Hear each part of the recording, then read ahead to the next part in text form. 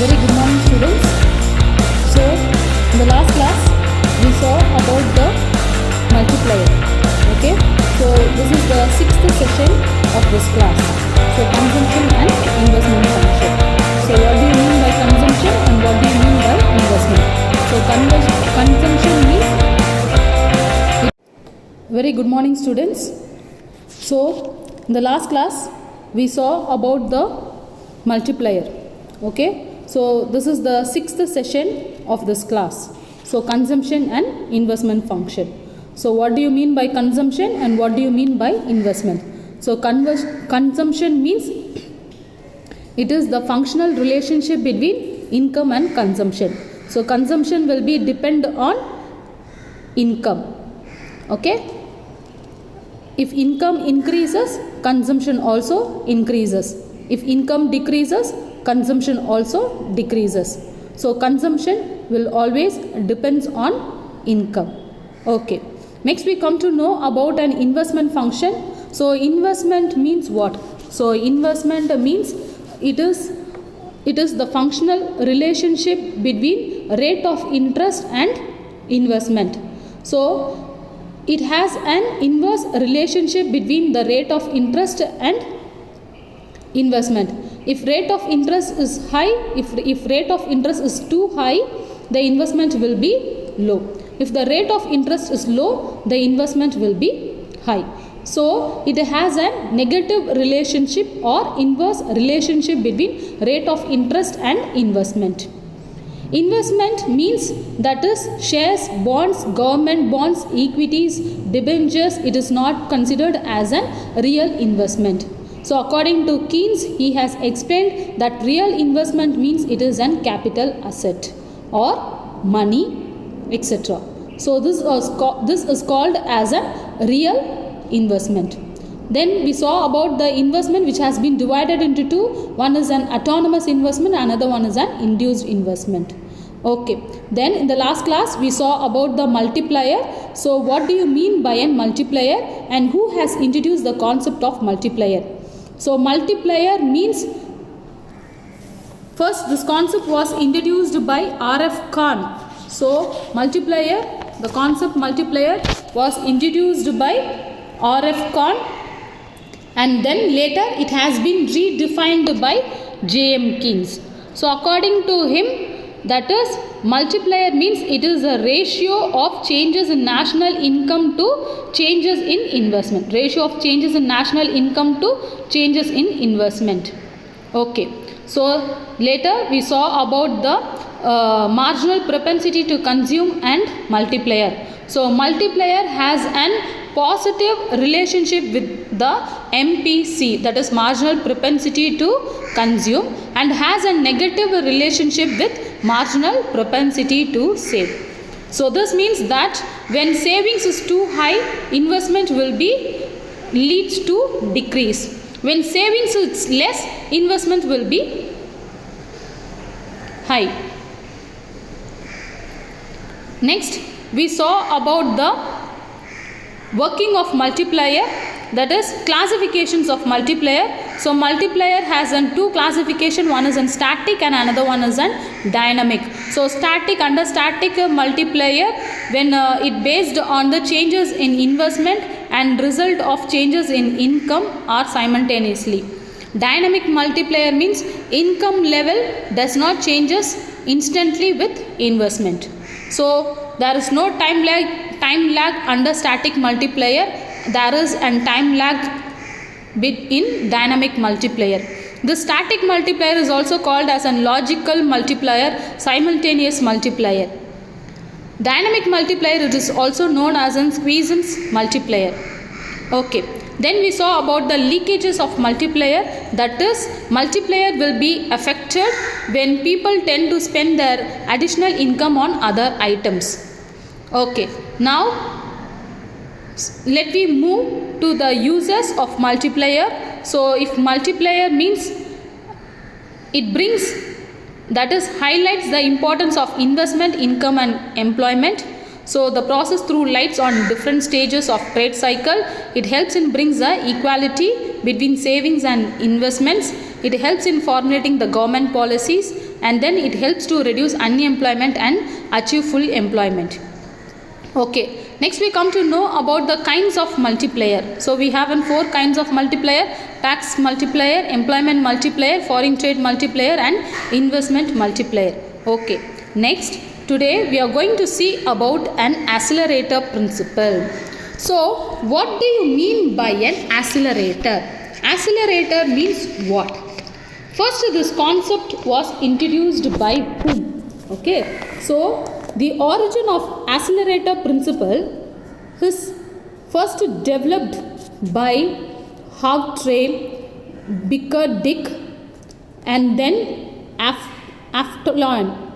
Okay, so in different years they have first developed this concept of accelerator. Then it was made in a simple manner by J.M. Clark in 1917. It was further developed by Hicks, Samuelson and Harrod in the relation to business cycle. So, accelerator principle was made in a simple manner and developed by J.M. Clark. Okay, what do you mean by an accelerator?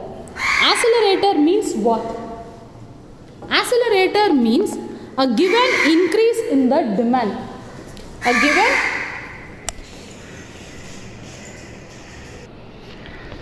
A given increase in the demand for consumption goods in an economy generally leads to accelerate the demand for the machinery, that is investment goods.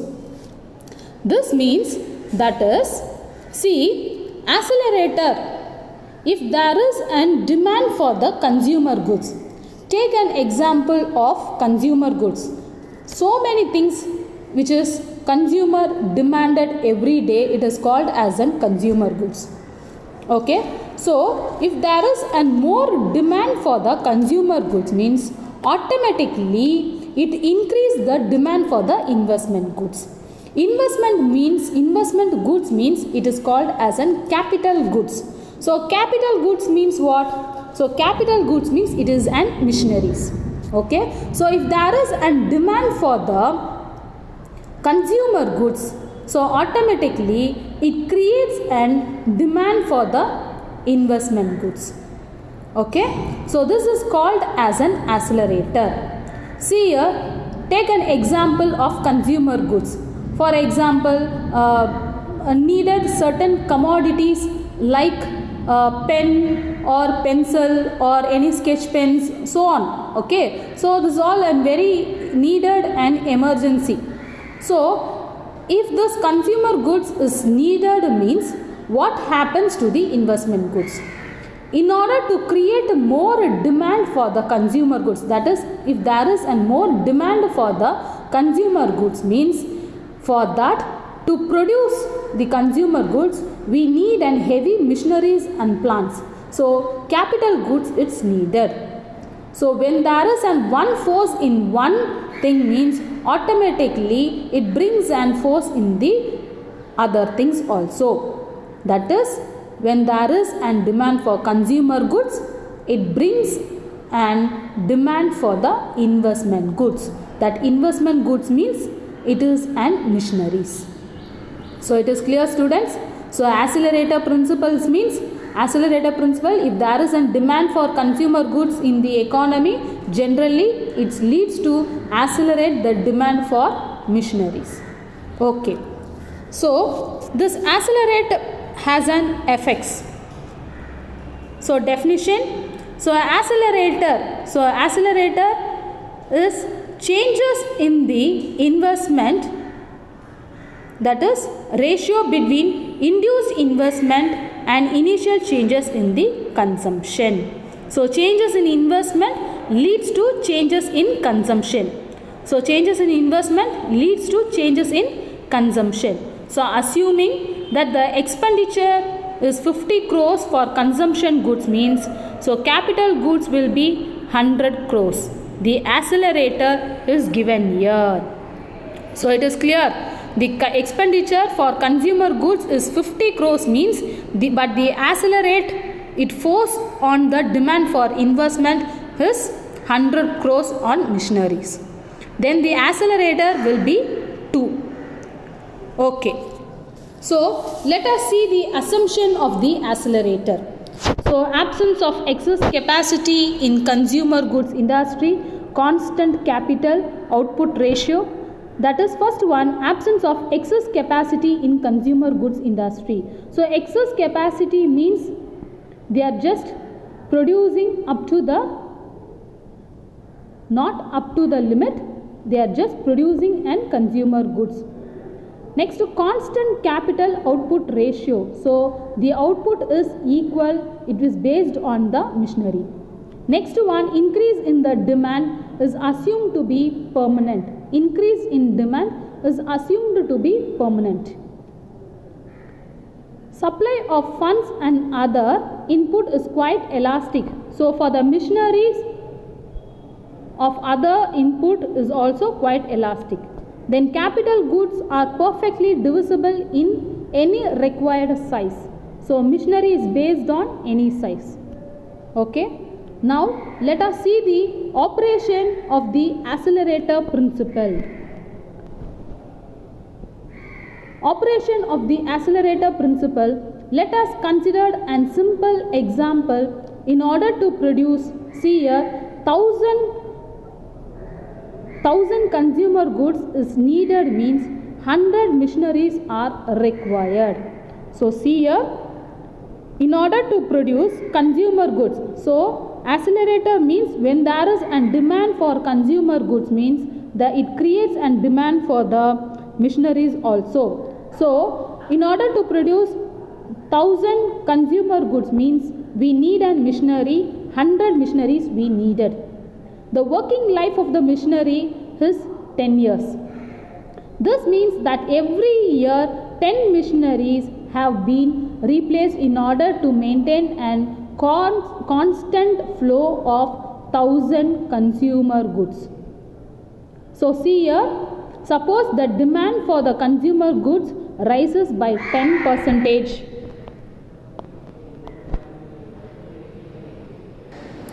So 10% from that is 1000 consumer goods first demanded. Now the consumer goods started to increase 1100. So the machineries which is needed will be increased in the demand for 10 more machines from 10 to 20. This shows that mild changes in the demand for consumer goods will lead to wide changes in investment. So see here the operation of the multiplier. So when consumer goods is demanded means automatically it brings an demand for the investment goods. Okay. Suppose the demand for the consumer goods rise by 10% means that is 100,000 goods first demanded. Now it has been increased to 1100. So automatically the force will be create a demand on investment goods, that is 110. So this is called as an accelerator operation. So with the help of this they have given a diagram. So see the diagram here. So I, Y, S, E. Okay. So I stands for investment, S stands for savings, and then Y stands for income, and E means it is an equilibrium point. So first at the point of equilibrium, E1, at the point of equilibrium, look at the point of equilibrium. The economy is in the equilibrium with Y1 and Y, and investment is on I2. So at first, at the point of equilibrium E1, the economy is in equilibrium with Y1. So Y1, that is income, and savings and investments are equal. So at the point of equilibrium E1, at the point of equilibrium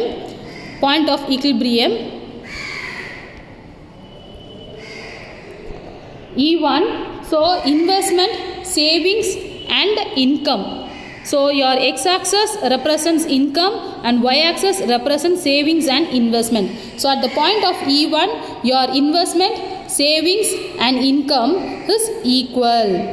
Now the investment is increased from I2 to I4. So now your investment increases from I2 to I4. So what happens to your income?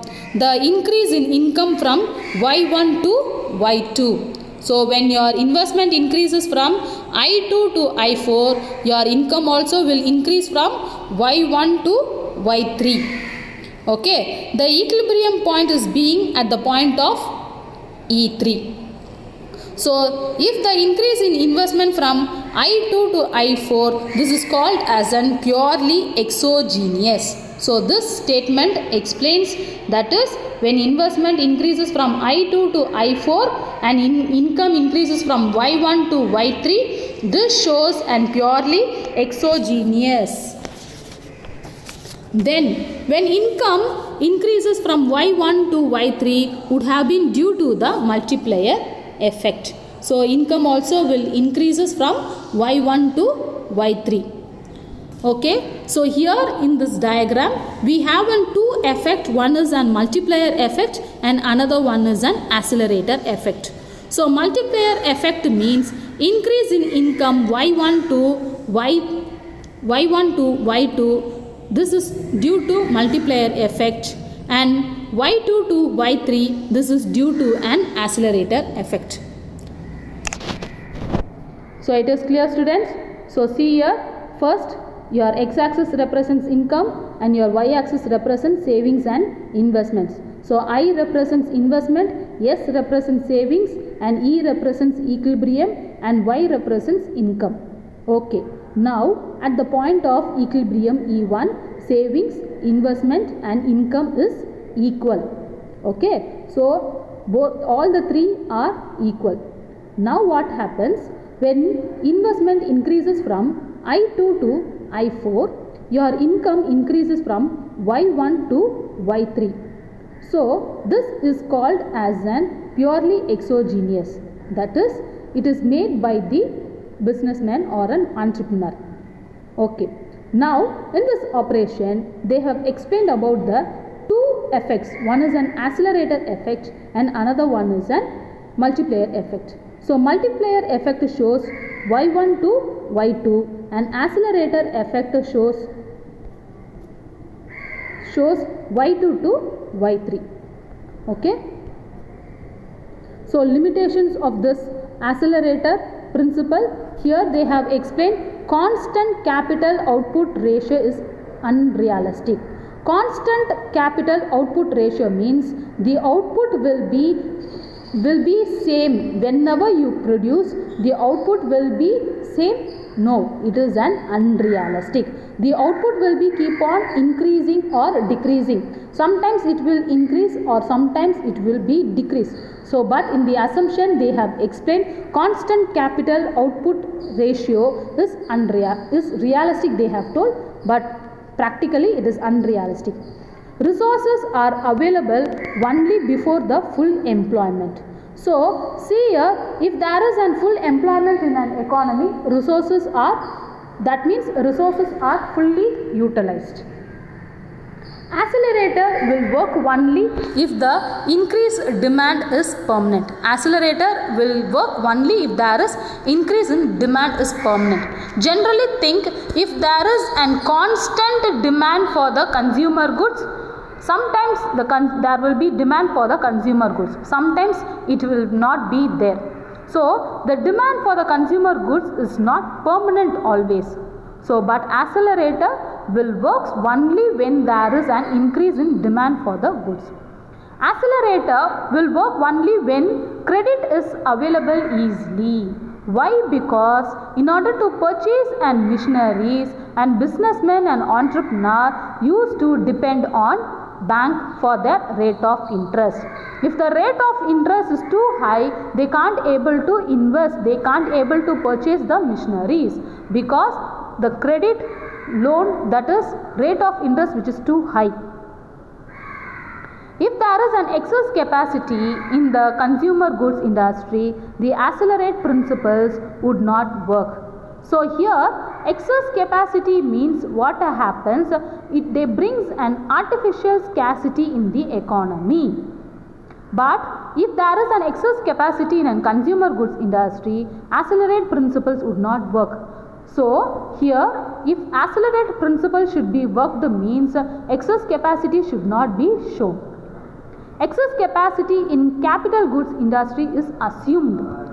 So a machinery, whether it will not give an full productivity, that means it is assumed. An industry or machine which gives an full effort and full output.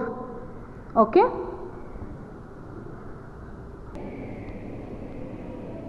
Next we come to know about the super multiplier. Okay. So super multiplier, this concept was introduced by J.R. Higgs.